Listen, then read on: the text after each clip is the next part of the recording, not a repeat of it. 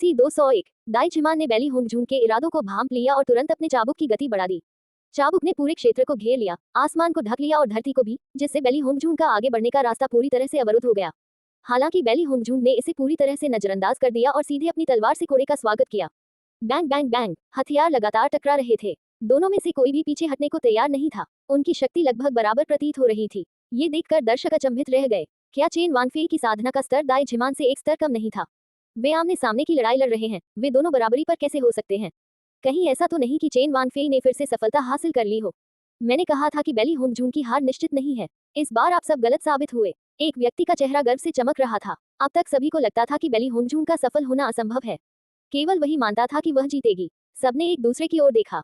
ये दृश्य उनकी अपेक्षा से कहीं अधिक भयावह था। दाई चिमान का दिल भी सदमे में था। वह स्पष्ट रूप से महसूस कर पा रही थी कि बेली होंगजून की साधना अभी रहस्यमय युग के प्रारंभिक चरण में ही थी, लेकिन उसकी युद्ध शक्ति उसके बराबर थी। इस प्रकार उनकी ताकत पूरी तरह से बराबर थी? बिल्कुल नहीं। दाई चिमान को अचानक बहुत गुस्सा आया। वह सबके सामने बेली होंगजून को आसानी से हराना चाहती थी, न कि इस तरह बराबरी का मुकाबला करना। यहाँ तक सोचते हुए दाई चिमान की आंखें तेज हो गईं और उसके शरीर में मौजूद आध्यात्मिक शक्ति सीटी बजाती हुई उसके अंदर जमने लगी। सरपेंट शैडो लैश, दाई झिमन ने ठंडे स्वर में चिल्लाया। चाबुक से आध्यात्मिक शक्ति की हल्की हल्की किरणें निकलने लगी। उसकी हरकतें लगभग ऐसी लग रही थी मानो वह सचमुच का सांप हो। लंबी चाबुक बेहद तेज थी। अनगिनत वार ऐसे लग रहे थे मानो अनगिनत सांप बेली होंगजून को काट रहे हों। अगर बेली होंगजून एक पल के लिए भी सावधान नहीं रही तो उसकी जान जा सकती है। कोड़े के इस अद्भुत प्रदर्शन को देखकर सभी आश्चर्यचकित रह गए। एजोर वाटर स्कूल में साधना करना वाकई एक अनोखा अनुभव था। उनकी युद्ध कौशल की शक्ति के कारण ही लोगों को यह आभास होता था कि वे उनका मुकाबला नहीं कर सकते। बेली होंगजून की आंखें ठंडी पड़ गईं और उसने अपने दांतियान में मौजूद सारी आध्यात्मिक शक्ति को बर्फ की ठंडी तलवार में डाल दिया। आप केवल बर्फ की ठंडी तलवार को तेज रोशनी से जगमगाते हुए देख सकते थे, जिससे नीली रोशनी की चमकदार किरणें सबकी आंखों में चमक रही थीं। बिना निशान छोड़े हत्या, बेली होंगजून ने ठंडे स्वर में चिल्लाया। उसकी तलवार अचानक लहराई, जिससे चमकीले रंगों की रोशनी निकली और दुनिया कट उठी।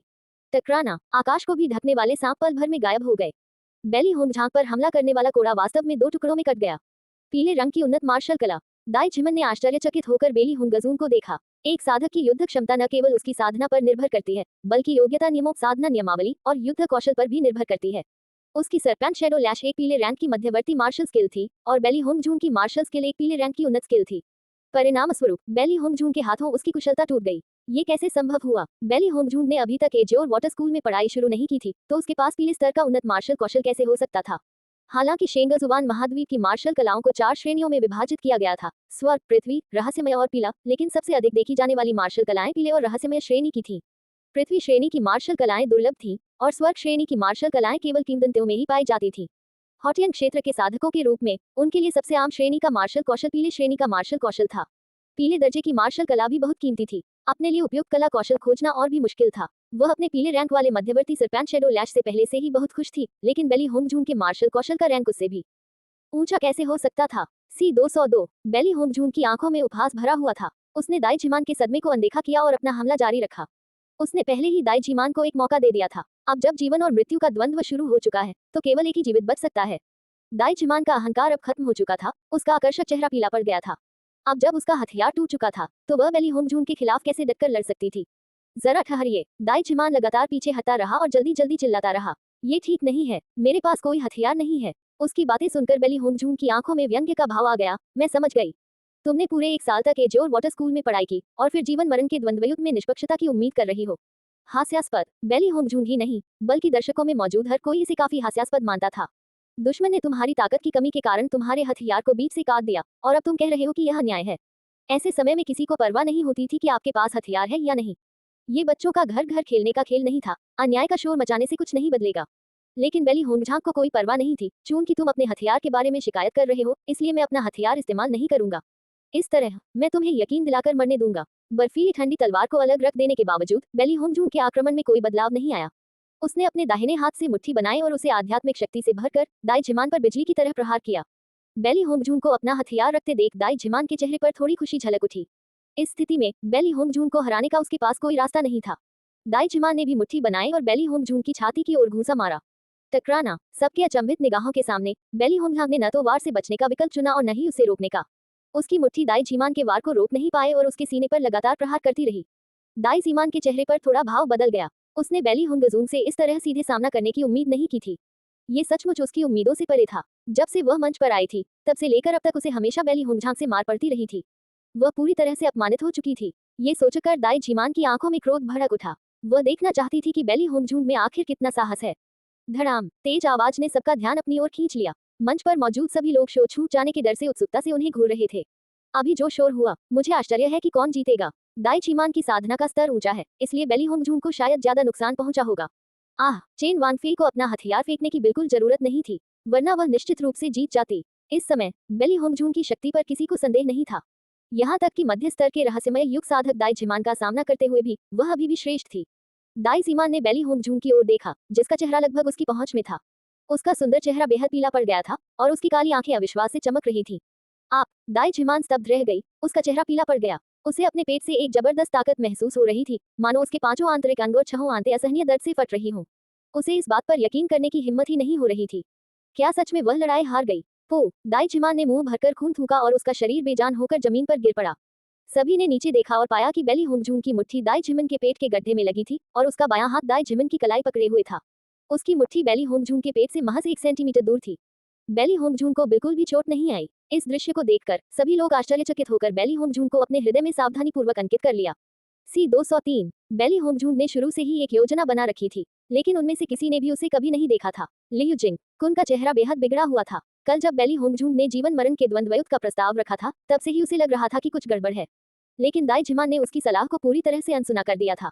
अब ऐसा प्रतीत हो रहा था कि बेली होंगजूंग की युद्ध क्षमता वास्तव में रहस्यमय युग के मध्य स्तर पर थी। संभवतः बेली होंगजूंग सफलता प्राप्त करने के बहुत करीब था। इस क्षण वह अंततः समझ सका कि बेली होंगजूंग को एज्योर वाटर स्कूल का निमंत्रण क्यों मिला। उन राक्षसों के अलावा और कौन किसी को उसकी क्षमता से परे चुनौती दे सकता है। बेली होंगजूंग के होठों पर एक खूबसूरत मुस्कान उभर आई, उसकी आंखों पर बर्फ की एक पतली परत छाई हुई थी। मर जा। बेली होंगजूंग की आवाज धीमी पड़ गई और उसने एक बार फिर दाई झिमान पर मुक्का मारा। दाई झिमान की आंखें फटी रह गईं और वह भयभीत होकर बेली होंगजूंग को घूरने लगी। उस मुट्ठी से उसे घोर, निर्मम और जानलेवा इरादे का आभास हुआ। बेली होंगजूंग सचमुच उसे मारना चाहता था। तुम्हारी हिम्मत कैसे हुई? दाई तियानेक्सियोन जोर से चिल्लाया। सब कुछ उसकी उम्मीदों से कहीं आगे निकल गया था। बेली होंगजूंग वाकई इतना शक्तिशाली था, लेकिन चाहे कुछ भी हो जाए, वह बेली होंगझांग को झिमान को मारने नहीं दे सकता था। बेली होंगझांग ने अपनी आंखें ऊपर उठाईं। दाई तियानेक्सियोन को देखते ही उसका चेहरा क्रूरता से भर गया। उसकी पुतलियां और भी ठंडी हो गईं। दाई तियानेक्सियोन की बातों को पूरी तरह से अनसुना करते हुए उसने बेरहमी से दाई झिमान के महत्वपूर्ण अंगों पर मुक्के बरसाए। दाई तियानेक्सियोन ने सोचा था कि बेली होंगजूंग उसकी बातें सुनकर रुक जाएगी, लेकिन उसने कभी उम्मीद नहीं की थी कि वह न केवल इनकार करेगी, बल्कि और भी उग्र हो जाएगी। दाई तियानेक्सियोन दौड़कर बाहर जाना चाहता था और दाई झिमान की रक्षा करना चाहता था, लेकिन तब तक बहुत देर हो चुकी थी। धड़ाम, मंच पर एक तेज धीमी सी आवाज गूंजी। बेली होंगजूंग के मुंह से दाई झिमान हवा में उछलकर जमीन पर गिर पड़ी, जिससे रेत का एक घना बादल बन गया। दाई झिमान मंच पर गर्व से खड़ी सफेद आकृति को घूरती रही, उसका दिल पछतावे से भर गया। उसे यकीन नहीं हो रहा था, उसे विश्वास नहीं हो रहा था कि उसकी मौत बेली होंगजूंग के हाथों हुई है। उसने खून का एक और घूंट थूका, जिससे ठंडी जमीन खून से लाल हो गई। दाई झिमान को महसूस हो रहा था कि उसके शरीर से शक्ति क्षीण हो रही है, केवल उसकी दांत्यान आत्मा ही बची है। वह मरने ही वाली थी। दाई तियानेक्सियोन और लियूजिंग कुन दोनों तुरंत दाई झिमान के शव की ओर दौड़े, उनके चेहरे चिंता से भरे हुए थे। झिमान, क्या तुम ठीक हो? दाई तियानेक्सियोन ने दाई झिमन को गोद में उठाया और उत्सुकता से पूछा। दाई झिमान ने सिर हिलाते हुए कहा, पापा, मेरा बदला लीजिए। अगले ही पल दाई झिमान की गर्दन टेढ़ी हो गई और उससे कोई आवाज नहीं निकली। चुपचाप खड़े दाई झिमान को घूरते हुए दाई तियानेक्सियोन का चेहरा बेहद बदसूरत हो गया। उसने अपना सिर उठाया, उसकी काली आंखों में गहरे लाल रंग के खून की कुछ बूंदें दिखाई दे रही थी। बेली होंगजूंग, तुमने झिमन को मारने का साहस किया। दाई तियानेक्सियोन की आवाज में धमकी थी। दाई झिमान उनकी सबसे प्रिय पुत्री थी। अब जब किसी ने उनकी आंखों के सामने ही उसकी हत्या कर दी, तो वह इसे कैसे सहन कर सकते थे? बेली होंगजूंग ने व्यंग्यपूर्ण मुस्कान के साथ कहा, चूंकि दाई झिमान ने जीवन मरण की लड़ाई स्वीकार कर ली है, तो जाहिर है कि एक जिएगा और एक मरेगा। यह अंत आपके लिए इतना अप्रत्याशित क्यों है? मैंने आप लोगों को पहले ही मौका दिया था और आप लोगों ने उसका फायदा नहीं उठाया, इसलिए अब आप मुझे दोष दे रहे हैं। ये तो सरासर बेतुका है। बेली होंगजूंग ने अपनी आस्तीनें लहराई, उसकी आंखों में निर्मम बर्फ भरी हुई थी। उसका व्यक्तित्व निरंकुश था। सभी ने सहमति में सिर हिलाया। बेली होंगजूंग ने पहले उन्हें मौका दिया था, लेकिन दाई तियानेक्सियोन और दाई झिमान ने इसकी कद्र नहीं की। अब बेली होंगजूंग ने दाई झिमान को मारकर कोई गलती नहीं की थी। भले ही तुम दोनों के विचार अलग अलग थे, लेकिन झिमान को मारने की कोई जरूरत नहीं थी। दाई तियानेक्सियोन की आवाज ठंडी थी। C204। बेली होंगजूंग ने भौहें चढ़ाते हुए कहा, अब जब दाई झिमान की मृत्यु हो गई है, तो आप कह रहे हैं कि मुझे उसे नहीं मारना चाहिए था। अगर मैं अभी हार जाती, तो क्या आप दाई झिमान से कहते कि वह मेरे साथ नरमी से पेश आए? दाई तियानेक्सियोन के चेहरे का भाव बदल गया। उसने कभी इस बारे में इस तरह नहीं सोचा था। बेली होंगजूंग की मृत्यु हो या न हो, उसे क्या फर्क पड़ता है? संक्षेप में, वह दाई झिमान की हत्या के लिए बेली होंगजूंग को बिल्कुल भी माफ नहीं कर सकता था। दाई तियानेक्सियोन के चेहरे में आए बदलाव को देखकर दर्शकों में मौजूद हर कोई स्पष्ट रूप से समझ गया। लड़ाई शुरू होते ही दाई जिमान पहले से ही बेली होंगजूंग को मारने की साजिश रच रहा था। अगर बेली होंगजूंग अभी हार जाती तो यही चरण उसकी मृत्यु का कारण बन जाता। दाई त्यानिक्सियोन जाहिर तौर पर दाई जिमान को नरमी से शुरुआत करने के लिए नहीं कहता। अब जब बेली होंगजूंग ने इसका जिक्र किया तो यह वाकई हास्यास्पद था। अगर जनरल दाई के पास कहने के लिए और कुछ नहीं है तो अब बोलने की कोई जरूरत नहीं है।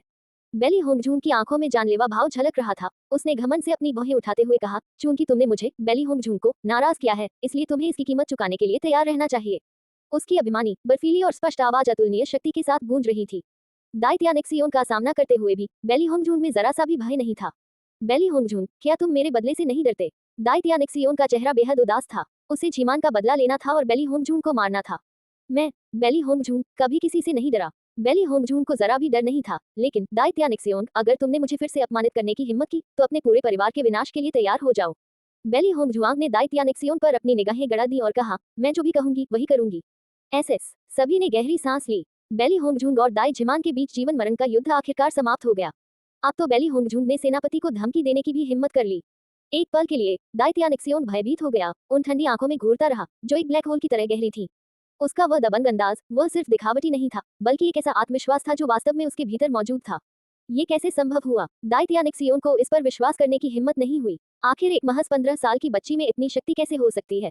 दाई त्यानिक्सियोन और बाकी लोगों की परवाह न करते हुए बेली होंगजूंग धीरे धीरे मंच से उतर गई। उनका हर कदम सबके दिलों को झकझोर रहा था। ऐसे माहौल में किसी की बोलने की हिम्मत नहीं थी। सब उन्हें दूर जाते हुए देखते रहे।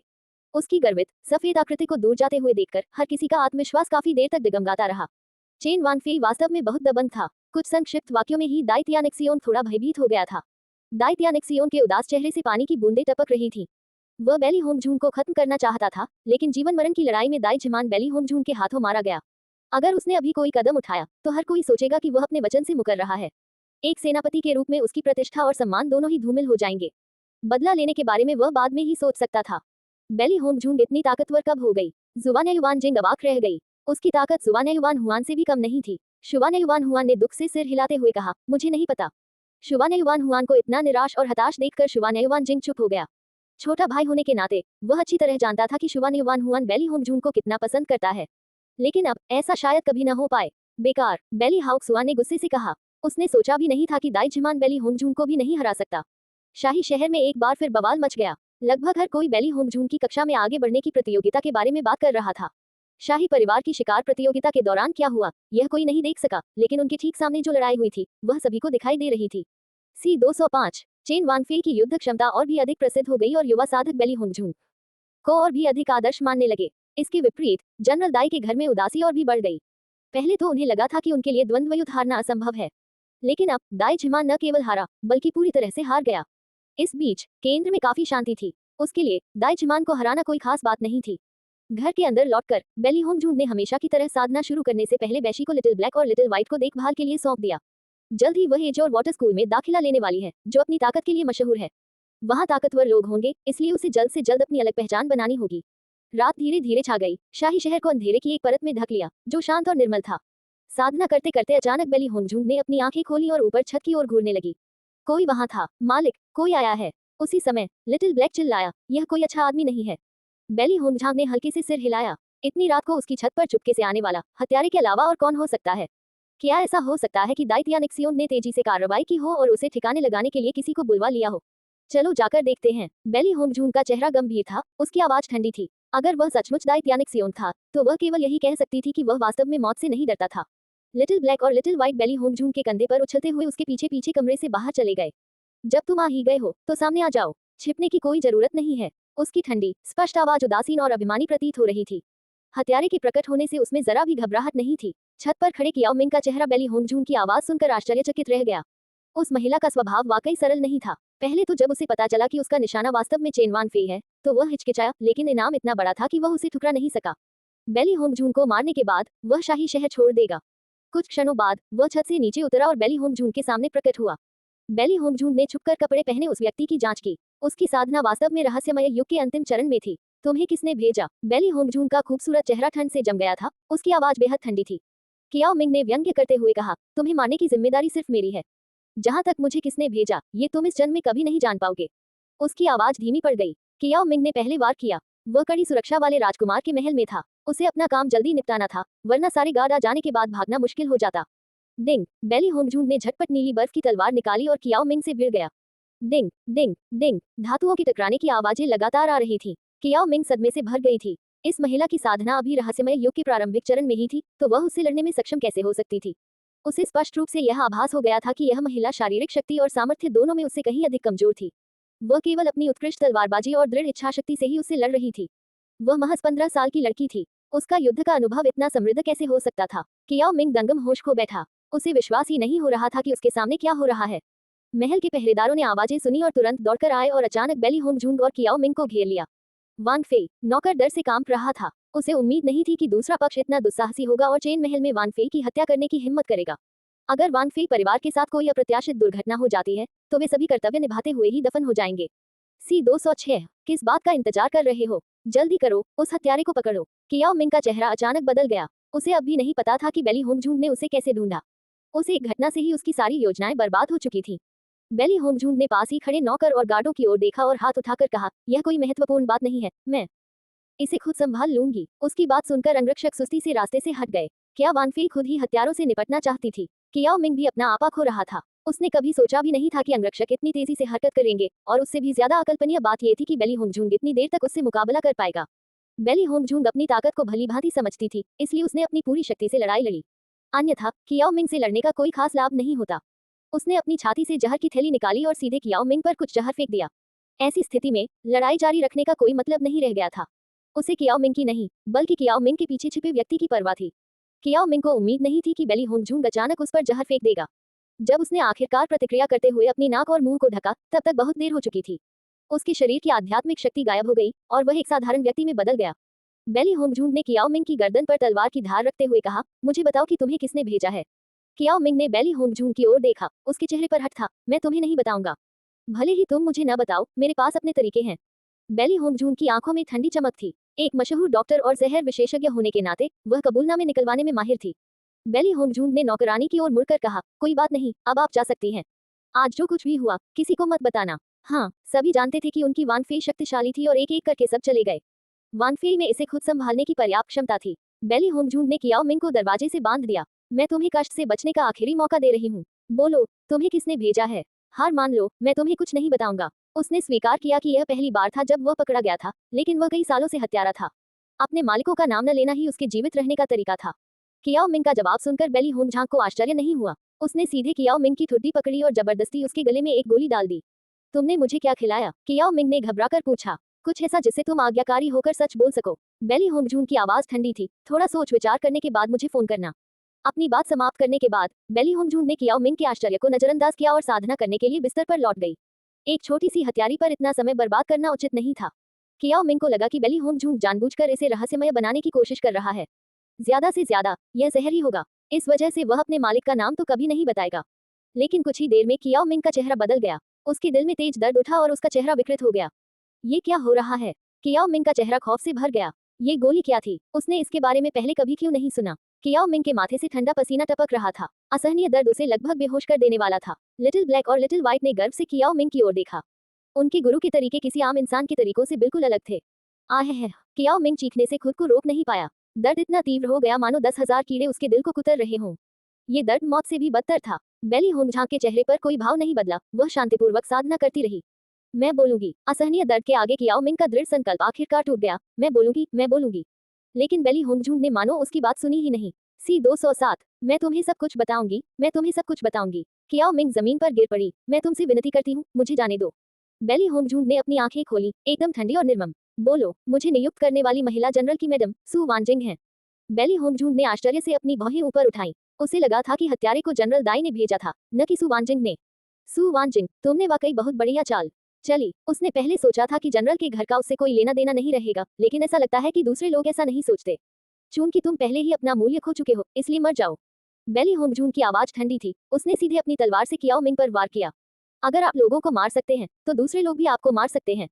चूंकि कियाओ मिंग पैसों के लिए उसे मारना चाहता था, इसलिए उसे खुद भी मारे जाने के लिए तैयार रहना चाहिए। इस शब्द में यह बात विशेष रूप से सच थी। मास्टर, ये सू वानजिंग तो सच में बहुत परेशान करने वाली है। लिटिल ब्लैक के चेहरे पर छिपाना मुश्किल गुस्सा साफ झलक रहा था। सू वानजिंग हद से ज्यादा मूर्ख थी। मास्टर ने उसे उसकी औकात दिखा दी थी, फिर भी वह मुसीबत खड़ी करती रही। बेली होंगझूंग ने अपनी आंखें सिकोड़ ली। लगता है उसका सबक काफी नहीं था। सु वांजिंग के बारे में उसकी राय कभी अच्छी नहीं थी। बचपन से लेकर अब तक सु वांजिंग हमेशा दयालु दिखती थी। लेकिन असल में जनरल के घर में सु वांजिंग और किन यायुन दोनों की छवि भले ही सौम्य और कोमल थी, लेकिन उनके दिल वास्तव में क्रूर और दुष्ट थे।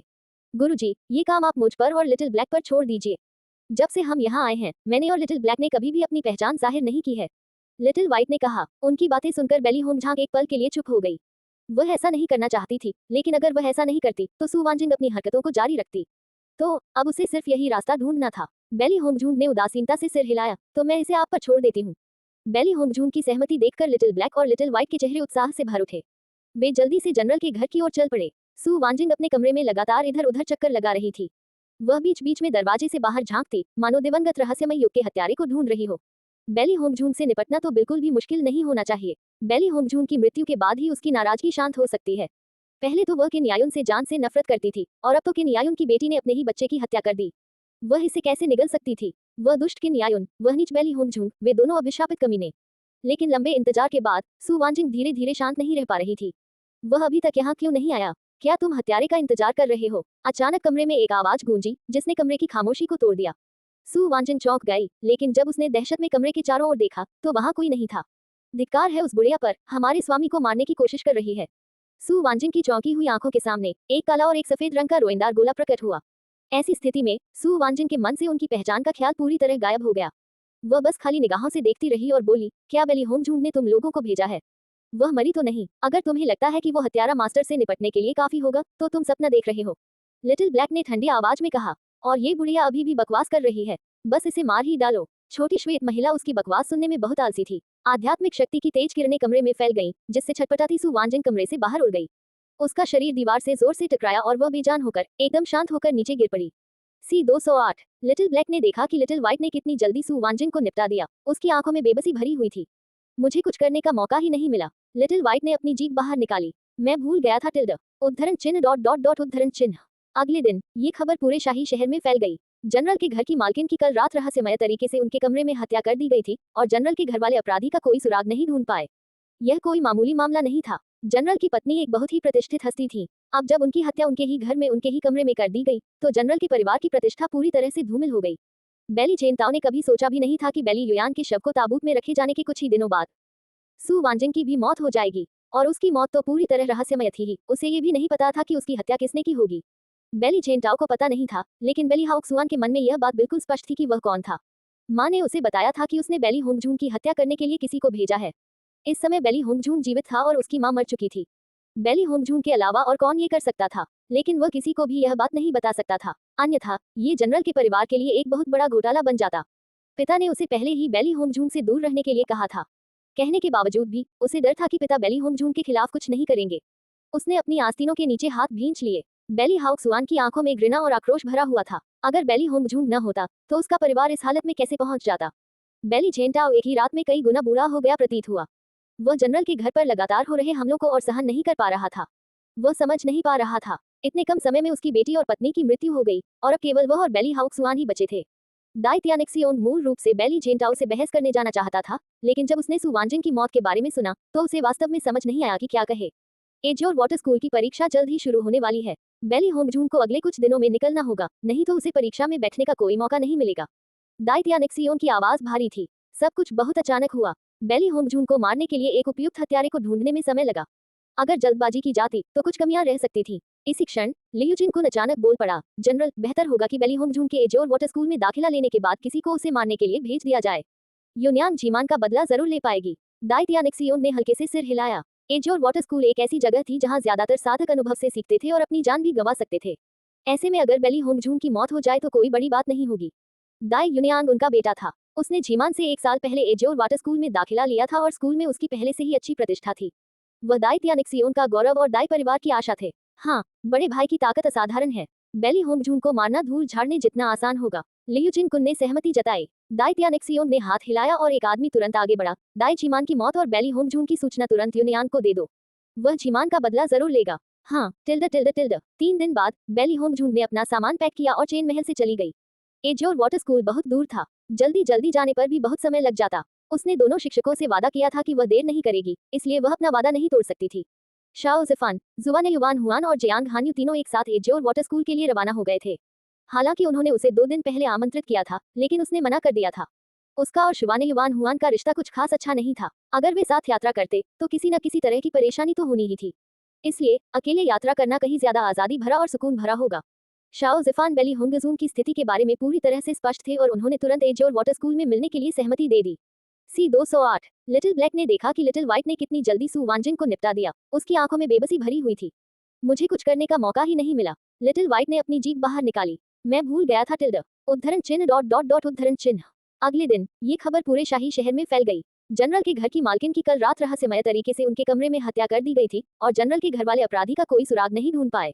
यह कोई मामूली मामला नहीं था। जनरल की पत्नी एक बहुत ही प्रतिष्ठित हस्ती थी। अब जब उनकी हत्या उनके ही घर में उनके ही कमरे में कर दी गई तो जनरल के परिवार की प्रतिष्ठा पूरी तरह से धूमिल हो गई। बेली चेनताओ ने कभी सोचा भी नहीं था कि बेली युयान के शव को ताबूत में रखे जाने के कुछ ही दिनों बाद सू वांजिन की भी मौत हो जाएगी।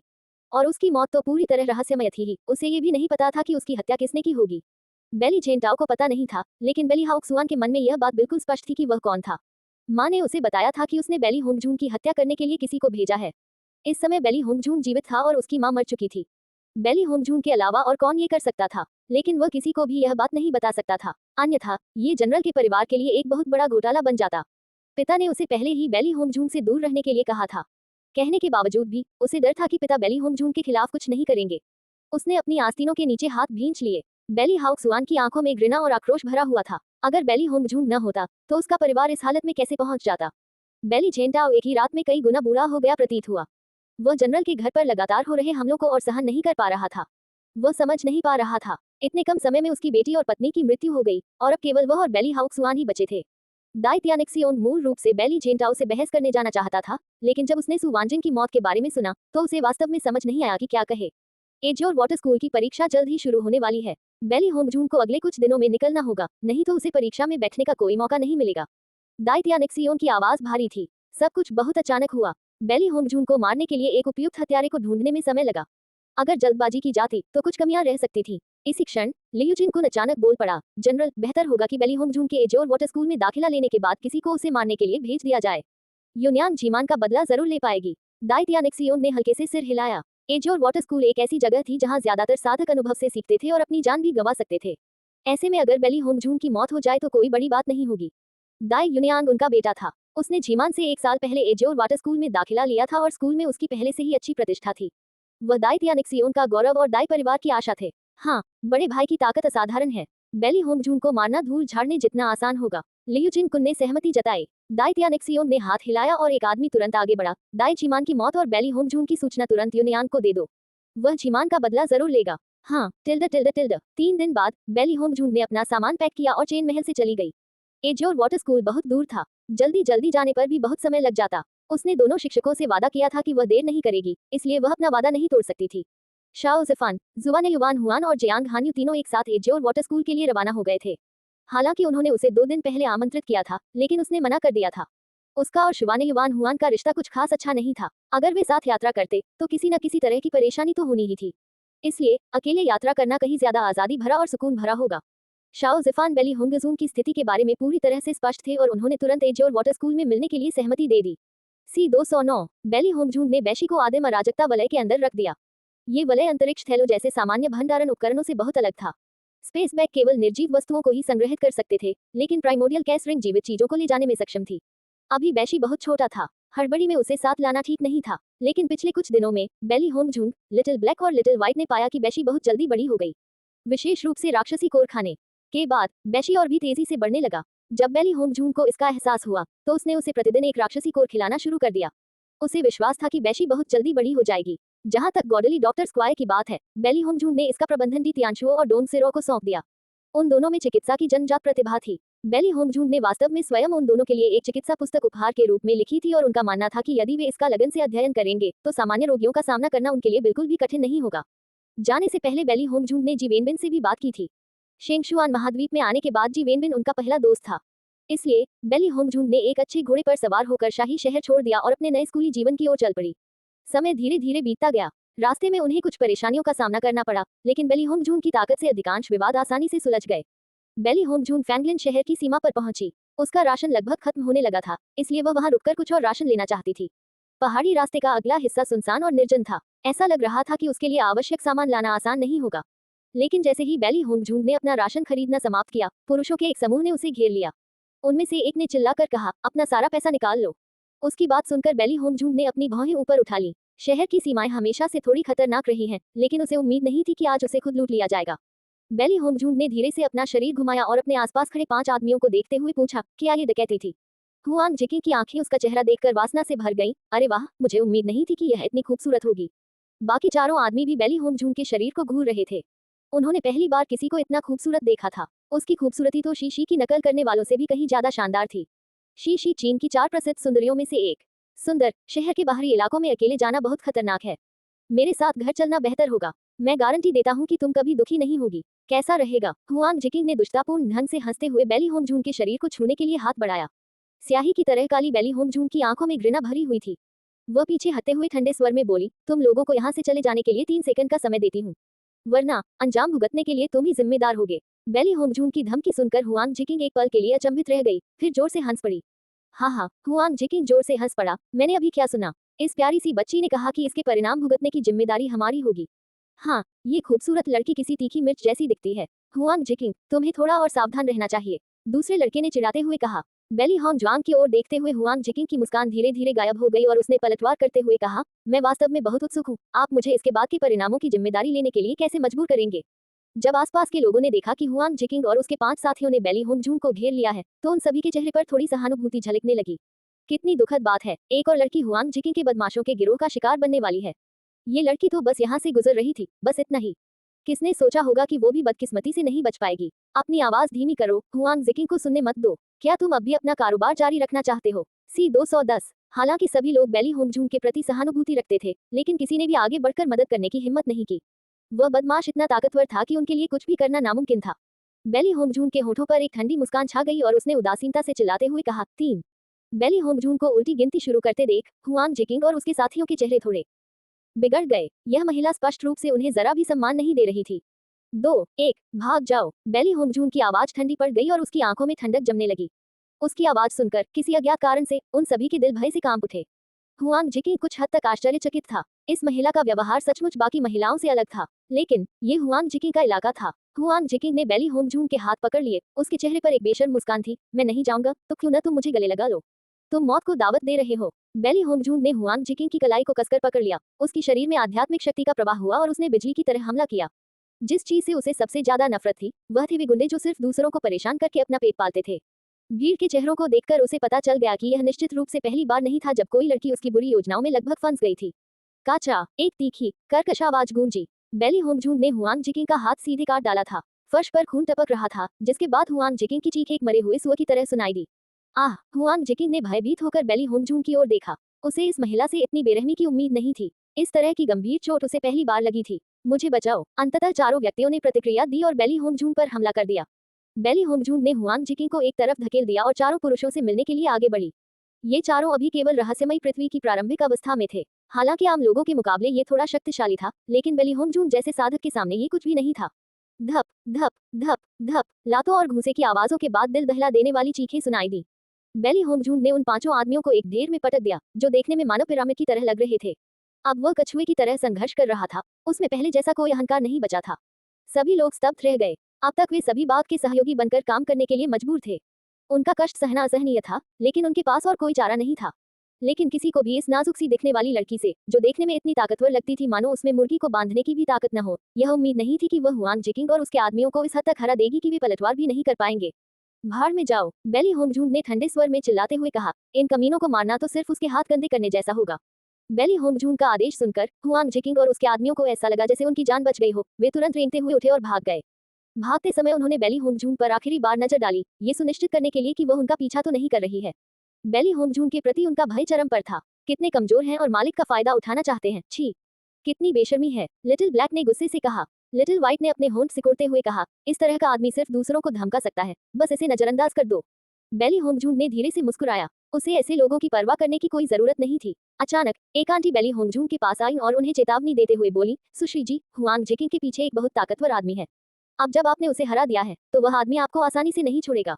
आपको जल्दी से यहाँ से निकलना होगा। बाकी सभी लोगों ने सिर हिलाकर कहा, मैडम जल्दी जाए, चाहे कुछ भी हो जाए, आपको यहाँ नहीं रुकना चाहिए। ये सुनकर बेली होंगजून को जरा भी आश्चर्य नहीं हुआ। हुआंग जिकिंग जैसे कमजोर आदमी का दिन दहाड़े लड़कियों को परेशान करने की हिम्मत करना जरूर उसके मजबूत परिवार या पृष्ठभूमि का सबूत होगा, वरना कोई भी इस तरह से दबना नहीं चाहेगा। C-211, आप सभी का मुझे चेतावनी देने के लिए धन्यवाद। मैं अभी तुरंत निकल जाऊंगा। बेली होंगजून मुस्कुराई। हालांकि उसे हुआंग जिकिंग की परवाह नहीं थी, लेकिन अगर वह यहाँ रुकती रही तो इसका असर सड़कों पर रहने वाले लोगों पर पड़ सकता था। इसके अलावा इस तरह की गड़बड़ी के लिए अपना समय बर्बाद करना उचित नहीं था। वह अपने घोड़े पर सवार हुई। सूर्यास्त की लालिमा बेली होंगजून के शरीर पर पड़ रही थी, जिससे उसका चेहरा गुलाबी रंग में रंग गया और उसका कोमल चेहरा और भी सुंदर लग रहा था। बेली होंगजून ने अपने घोड़े को आगे बढ़ाया और फैंगलिन शहर से निकल गई। जब हुआंग जिकिंग घर लौटा तो उसने सबसे पहले बदला लेने के लिए कुछ लोगों को इकट्ठा किया। हमेशा वही दूसरों को धमकाता था, कभी दूसरे उसे नहीं धमकाते थे।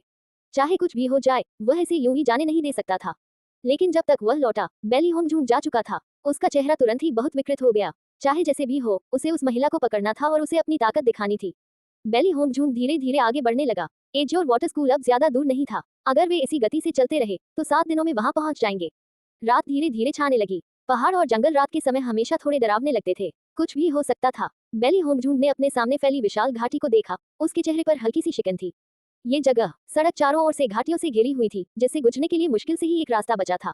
अगर कोई व्यक्ति अंदर चला जाता है तो जब तक कोई व्यक्ति दोनों तरफ से घिरा रहता है, तब तक उस व्यक्ति के लिए बाहर निकलने का कोई रास्ता नहीं होता है। इस तरह की जगहें चोरी के लिए बिल्कुल उपयुक्त थीं। इस तरह का रास्ता तो डाकू भी सपने में पाने की ख्वाहिश रखते हैं। अगर हमें आगे जाना है तो लगता है मुसीबत आना नामुमकिन है, लिटिल व्हाइट ने विश्लेषण किया। बेली होंगजून ने सिर हिलाते हुए कहा, लेकिन हमें कभी न कभी तो ये करना ही पड़ेगा। चूंकि हम यहाँ हैं तो चलिए इसे कर ही लेते हैं।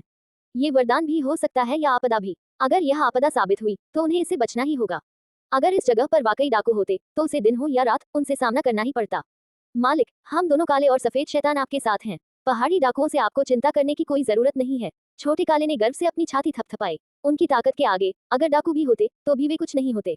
बेली होंगजून के होठों पर मुस्कान आ गई। हालांकि उसने स्वयं लिटिल ब्लैक और लिटिल व्हाइट की ताकत नहीं देखी थी, लेकिन दोनों के लहजे से लगता था कि वे दोनों बहुत ताकतवर होंगे। तो फिर मैं तुम दोनों पर निर्भर रहूंगा। बेली होंगजून मुस्कुराया। कोई बात नहीं। दोनों प्यारे प्यारे जीभ खिलखिलाकर हंसे। टा टा टा। सन्नाटे में घोड़े के खुरों की आवाज साफ सुनाई दे रही थी, लेकिन बेली होंगजून आगे बढ़ती रही। अचानक लगभग 200 मीटर दूर से एक जोरदार आवाज आई। बेली होंगजून ने अपनी भौहें ऊपर उठाई। क्या आगे कुछ होने वाला है? अपने घोड़े को धीरे धीरे आगे बढ़ाते हुए बेली होंगजून को धीरे धीरे समझ आने लगा कि क्या हो रहा है। 2 आदमी घोड़ों पर सवार होकर आगे बढ़ रहे थे और उनके सामने डाकुओं का एक झुंड खड़ा था जिसने उनका रास्ता रोक रखा था। इस समय पहाड़ी डाकुओं का सरदार उन पर चिल्ला रहा था, हमें अपना सारा पैसा दे दो और हम तुम्हें जाने देंगे। डाकुओं का सरदार उन दोनों आदमियों द्वारा पहने गए किराएदार वस्त्रों को लालच भरी नजरों से देख रहा था। उन्हें पता था कि ये दोनों साधारण नहीं हो सकते। इनके पास जरूर बहुत सारे खजाने होंगे। तुम्हें क्या लगता है कि तुम्हारे साथ ये गिरोह है तो तुम हमें लूट लोगे? शराब से लथपथ उस गर्म आवाज में हंसी की झलक थी। डाकुओं से घिरे होने के बावजूद उसे जरा भी चिंता नहीं थी। उस व्यक्ति ने सफेद किराएदार चोगा पहना हुआ था। उसका चेहरा किसी विद्वान की तरह तेज और निर्मल था। उसकी गुलाबी आंखें झपक रही थी, जो देखने में सुंदर और मोहक थी। C-212। ब्रिगेड लीडर का चेहरा उदास हो गया। तो ऐसा लगता है कि आप सहयोग नहीं करेंगे। बकवास कम करो, मर जाओ। काले वस्त्रधारी व्यक्ति के चेहरे पर हर समय एक ही भाव बना रहा। उसने कुछ नहीं कहा, मानो डाकुओं से बात करना उसका समय बर्बाद करना हो। अरे, लगता है गोम शाओकिंग अभी से अधीर हो गए हैं। सफेद वस्त्रधारी व्यक्ति ने हंसते हुए चिढ़ाया। तुम दोनों पागल नौजवानों, मैं तुम्हें दिखाऊंगा कि हम डाकुओं में कितनी ताकत होती है। डाकुओं के सरदार ने गुस्से से चिल्लाते हुए कहा। टा टा टा। घोड़े के कदमों की आवाज धीरे धीरे स्पष्ट होती गई, जिससे डाकुओं का सरदार और दोनों आदमी सतर्क हो गए। सभी ने अपनी गर्दन घुमाकर देखा तो सफेद वस्त्र पहने एक महिला घोड़े पर सवार होकर धीरे धीरे उनकी ओर आ रही थी। डाकुओं के सरदार ने दूर खड़ी महिला की ओर देखा। उसकी आंखें चमक उठी। उसका चेहरा ऐसा लग रहा था मानो वह लार टपकाने वाला हो। अभी एक और है। TL नोट, किसी कारणवश इसे सेंसर कर दिया गया था और मुझे नहीं पता कि तारांकन तारांकन तारांकन तारांकन तारांकन तारांकन क्या है, इसलिए मैंने वही लिखा जो मुझे लगा कि यहाँ होना चाहिए। उन्होंने देखा कि एक महिला घोड़े पर सवार होकर धीरे धीरे उनकी ओर आ रही है। उसकी पोशाक हवा के साथ ऐसे लहरा रही थी मानो वह किसी सपने में हो। हालांकि वह थोड़ी दूर थी, फिर भी वे उसकी आकर्षक चाल और मनमोहक चेहरे को देख सकते थे, जो किसी देश को भी मोहित करने की क्षमता रखता था। एक झलक देखना ही अविस्मरणीय था। डोंग फेंग यू ने बेली होंगजून को आश्चर्य से देखा। तारों की तरह चमकती उसकी आंखों में थोड़ी सी रुचि झलक रही थी। आमतौर पर जब महिलाएं ऐसी स्थिति देखती हैं तो वे तुरंत भाग जाती हैं। ये वाली बार बार क्यों आ रही है? अंत में क्या वह पूरी तरह से आश्वस्त थी या बुरी तरह डर गई थी? हम उसके साथ नहीं हैं, डोंग फेंग यू ने कहा। डाकुओं के सरदार ने ठंडी मुस्कान के साथ कहा, तुम्हें लगता है कि तुम मुझे धोखा दे सकते हो? मुझे मूर्ख मत समझो। ये तीनों लोग घोड़े पर सवार थे और तो और वह महिला यहाँ अकेली आई थी। जाहिर है उन्हें इस बात पर यकीन नहीं होगा। आओ इन्हें मार डालें। डाकुओं के सरदार ने हाथ हिलाया और सभी डाकू उन पर टूट पड़े। बेली होंगजून भी अब स्थिति को समझ गई थी, लेकिन उसने अपने सामने मौजूद दस्ते को नजरअंदाज कर दिया और इसके बजाय अपने पीछे आ रहे भारी कदमों पर ध्यान केंद्रित किया। अगर वह सही थी तो वे हुआन जिकिंग और उसके आदमी होने चाहिए। उसे असल में उम्मीद नहीं थी कि हुआन जिकिंग इतना जिद्दी होगा। वह फैंगलिन शहर से काफी दूर आ चुकी थी, लेकिन फिर भी वह उसका पीछा करते हुए यहाँ तक आ गया। चूंकि उसके आगे और पीछे दोनों तरफ लड़ाई चल रही थी, इसलिए बेहतर यही होगा कि वह आसान लड़ाई का सामना करे। देखते ही देखते डोनफेंग यू और उस दूसरे आदमी ने भी कदमों की आहट सुन ली। वे दोनों ही संदेह से भर उठे। मुझे उम्मीद नहीं थी कि ये पहाड़ी चोर दो तरफा हमले करना जानते होंगे, डोनफेंग यू ने बेपरवाही से मुस्कुराते हुए कहा। डाकुओं का सरदार भी चौंक गया। अरे, इसमें तो कुछ गड़बड़ है। उसके नियंत्रण में रहने वाले सभी लोग पहले से ही यहाँ मौजूद थे, तो और लोग कैसे आ सकते थे? धिक्कार है, उसे यह मत बताना कि एक और डाकू गिरोह इनाम चुराने आया था। कोई बात नहीं, हम पहले हमला करेंगे और बढ़त हासिल कर लेंगे। डाकुओं के सरदार को कोई परवाह नहीं थी। उसने अपने डाकुओं को बेली होंगझुंग और उन दोनों आदमियों पर हमला करने के लिए उकसाया। इसी बीच बेली होंगझुंग को देखते ही वह अपने आदमियों के साथ वहां पहुंच गया। बेली होंगझुंग को देखते ही उसने तुरंत चिल्लाकर कहा, उसे मार डालो। बेली होंगझुंग ने अपनी आंखें सिकोड़ ली। पिछली बार उसने हुआन जिकिंग को छोड़ दिया था, लेकिन अब भी वह परेशानी खड़ी कर रहा था। इसलिए इस बार उसे खुद उसका सामना करने में कोई आपत्ति नहीं है। लेकिन हुआन जिकिंग के आदमी बेली होंगझुंग के पास भी नहीं पहुंच पाए थे कि उन पर पहाड़ी डाकुओं के एक समूह ने हमला कर दिया। इस समय सभी डाकू हुआन जिकिंग को अपनी आंखों में एक खतरनाक चमक के साथ देख रहे थे। C-213 उनके लिए ये जगह उनकी हर जरूरत का स्रोत थी। किसी के संसाधनों को छीन लेना उनके माता पिता की हत्या करने के बराबर था। वे जीवित नहीं रह पाते। वे कई सालों से इस घाटी में रह रहे हैं। अब एक दूसरे समूह ने उनकी जगह पर कब्जा करने की हिम्मत की है। अगर उन्होंने उन्हें अभी सबक नहीं सिखाया तो वे क्या करेंगे? हुआन जिकिंग पूरी तरह से स्तब्ध रह गया। इससे पहले कि वह समझ पाता कि क्या हो रहा है, उस पर और उसके आदमियों पर हमला हो चुका था। हुआन जिकिंग की हैरानी देखकर बेली होंगझुंग की आंखों में मुस्कान आ गई।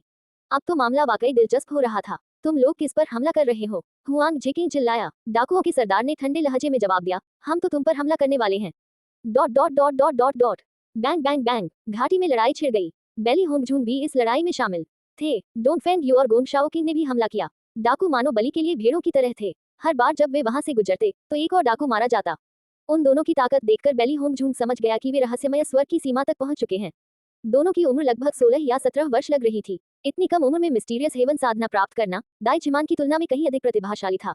डाकुओं के सरदार के चेहरे का भाव धीरे धीरे बदल गया। उसे यह उम्मीद भी नहीं थी कि देखने में जिन दो आदमियों के पास अक्ल से ज्यादा पैसा लगता था, वे इतने ताकतवर होंगे। उसी समय बेली होंगझुंग ने एक जोरदार धमाके के साथ डाकुओं को उड़ा दिया और धीरे धीरे हुआन जिकिंग की ओर बढ़ने लगी।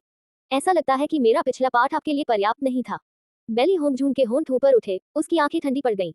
वह एक तरफ डाकुओं से निपट रही थी और दूसरी तरफ हुआन जिकिंग को उकसा रही थी। तुमने मुझे अपमानित करने की हिम्मत की, मैं तुम्हें नहीं छोड़ूंगा, हुआन जिकिंग ने क्रोधित होकर कहा।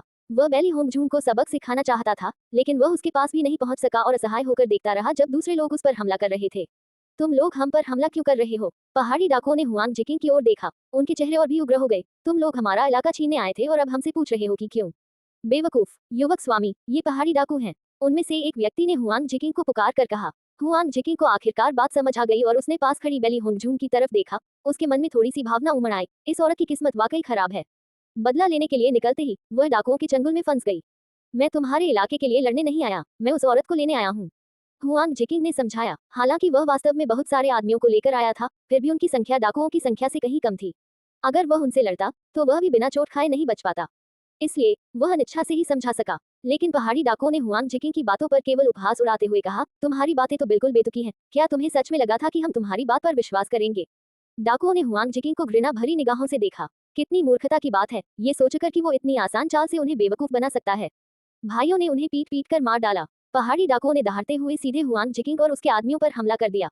शुरू में तो वे सिर्फ उन तीनों को ही लूटने वाले थे, लेकिन अब जब एक और समूह आ गया है तो उसने सोचा कि क्यों न उन्हें भी लूट लिया जाए। ये बात स्पष्ट करने का भी एक अच्छा तरीका था कि उनके क्षेत्र पर कब्जा करने की कोशिश करने वालों को इसकी कीमत चुकानी पड़ेगी। बैंग बैंग बैंग, चारों ओर घूंसे और लात मारने की आवाजें गूंज रही थी। हुआन जिकिंग कुछ बोल पाता उससे पहले ही दूसरी तरफ से हमला हो चुका था। हुआन जिकिंग के दल ने उसकी सावधानीपूर्वक रक्षा की। उनकी ताकत पहाड़ी डाकुओं से थोड़ी अधिक थी, इसलिए डाकुओं की संख्या कहीं अधिक होने के बावजूद भी वे उन्हें खदेड़ने में सक्षम थे। बेली होंगझुंग के होठों पर एक अस्पष्ट मुस्कान थी। उसकी आंखें हुआन जिकिंग को ठंडी निगाहों से घूर रही थी। वह धीरे धीरे हुआन जिकिंग की ओर बढ़ते हुए पुरुषों को अपने पीछे हटाती रही। युवा स्वामी हुआन, मुझे आपसे दोबारा मिलने की उम्मीद नहीं थी, बेली होंगझुंग ने व्यंग्यपूर्वक कहा। हुआन जिकिंग ने बेली होंगझुंग पर दांत पीसते हुए कहा, अरे औरत, तुम्हें क्या लगता है कि इन डाकुओं को उकसाने से मैं तुम्हें जाने दूंगा? C-214 बेली होंगझुंग मुस्कुराया। मेरी राय में तुम्हारे भाड़े के गुंडे पहले से ही इन डाकुओं से निपटने में व्यस्त हैं। क्या तुम्हें सच में लगता है कि वे इसके ऊपर मुझसे भी निपट पाएंगे? बेली होंगझुंग की बातें सुनकर हुआन जिकिंग ने अपने और डाकुओं के चारों ओर देखा। वे सचमुच बेली होंगझुंग से इस तरह निपट नहीं सकते थे। चूंकि तुम मुझे सबक सिखाना चाहते थे, इसलिए मैं तुम्हें एक मौका दूंगा। बेली होंगझुंग की मुस्कान और चौड़ी हो गई। अचानक बेली होंगजूंग हवा में उछल पड़ी, उसका शरीर आकाश में बहुत ऊपर था। हवा में कुछ ही क्षणों में बेली होंगजूंग ने हुआंग जिकिंग को पकड़ लिया और उसे सीधे अपने आदमियों के ऊपर फेंक दिया। धड़ाम, हुआंग जिकिंग धड़ाम से फर्श पर गिर पड़ा, जिससे धूल का गुबार उठ खड़ा हुआ। खांसी, हुआंग जिकिंग दर्द से कराह उठा, उसका शरीर दर्द से कराहते हुए जमीन पर गिर पड़ा। बेली होंगजूंग धीरे धीरे हुआंग जिकिंग की ओर मुड़ी, उसकी साफ चमकदार आंखें ठंडी रोशनी से चमक रही थी। बेली होंगजूंग को हुआंग जिकिंग को आसानी से हराते देख डाकुओं को पता चल गया कि उससे निपटना आसान नहीं है और इसके बजाय उन्होंने भाड़े की गुंडों पर और भी अधिक तीव्रता से हमला करना जारी रखा। हुआंग जिकिंग का चेहरा घबराहट से भरा हुआ था। बेली होंगजूंग का पहले दिया गया सबक उसके दिमाग में अभी भी स्पष्ट था। अपनी ताकत के दम पर वह बेली होंगजूंग का मुकाबला नहीं कर सकता था। पुरुषों, इधर आओ, हुआंग जिकिंग ने तुरंत चिल्लाकर कहा। पास ही मौजूद भाड़े के गुंडों के समूह ने आखिरकार देखा कि क्या हुआ है और तुरंत डाकुओं की कई परतों को तोड़ते हुए उस तक पहुंच गए। लेकिन वहां डाकुओं की संख्या बहुत अधिक थी। हालांकि वे मदद करने जाना चाहते थे, लेकिन कोई रास्ता नहीं था। युवक स्वामी, हम वहां नहीं पहुंच सकते, एक व्यक्ति ने बेबसी से चिल्लाते हुए कहा। हुआंग जिकिंग का चेहरा पीला पड़ गया। उसने पहले सोचा था कि वह जिन लोगों को साथ लाया है वे बेली होंगजूंग को सबक सिखाने के लिए काफी होंगे, लेकिन उसे यह उम्मीद नहीं थी कि वह उसकी योजना में फंस जाएगा और ऐसी अजीबोगरीब स्थिति में आ जाएगा। जैसा कि डोनफेंग यू ने कहा था, डाकू सचमुच उसके सामने एक भीड़ मात्र थे। डोनफेंग यू और गोंग शाओकिंग की हर चाल के साथ डाकू ढेर होते चले गए। डाकू उनके सामने टिक ही नहीं पाए। जब भी दोनों व्यक्ति आपस में टकराते थे, ऐसा लगता था मानो एक निर्वात प्रकट हो गया हो और वहां केवल खाली स्थान ही बचा हो। जमीन पर पड़े बाकी सभी डाकू घायल थे और दुख से कराह रहे थे। ये दृश्य देखकर पर्वतीय डाकुओं के सरदार को एहसास हुआ कि उसे उन्हें उकसाना नहीं चाहिए था।